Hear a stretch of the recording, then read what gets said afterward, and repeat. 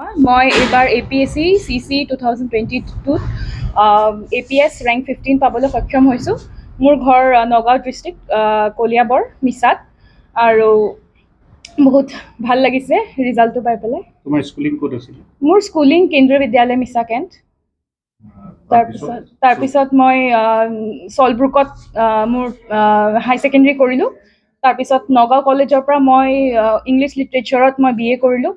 তাৰপিছত তেজপুৰ ইউনিভাৰ্চিটিৰ পৰা মই MA ইন ছ'চিয়লজি। কেনেকুৱা লাগিছে আজি তোমাৰ অনুভৱ? বহুত ভাল লাগিছে। এতিয়ালৈকে মানে ভালকৈ বিশ্বাসেই হোৱা নাই যে এইটো ইমান এটা ভাল ৰেংক পাবলৈ মই সক্ষম হৈছোঁ। বাকী ৰাইজৰ আশীৰ্বাদ কামনা কৰিলোঁ যাতে ভালকৈ আগবাঢ়ি যাব পাৰোঁ। তোমাৰ সফলতাৰ ক্ৰেডিট কাক দিব বিচাৰা? ডেফিনেটলি মোৰ মা দেউতা, মোৰ ভাইটি মোৰ ষ্ট্ৰংগেষ্ট ছাপৰ্ট হয় এই এক্সামটোত। সি যিমানখিনি হেল্প কৰিছে মানে মই ভাষাৰে বুজাব নোৱাৰিম। তাৰপিছত মোৰ মা দেউতা, মোৰ বহুত ডাঙৰ ফেমিলি হয়। মোৰ গোটেই ফেমিলি, মোৰ দাদাহঁত, ভণ্টি, মোৰ খুৰা মানে বহুত এক্সাইটেড মোৰ ৰিজাল্টটো লৈ পেলাই যেতিয়াৰ পৰা এক্সামটো দিছোঁ। তো গোটেই ফেমিলিটোক মানে মই ক্ৰেডিট দিম। হয় ডেফিনেটলি নিকা হৈছে। মানে ইয়াত কোনো ডাউট নাই যে APSC এটা কমপ্লিটলি ট্ৰান্সপেৰেণ্ট হয়।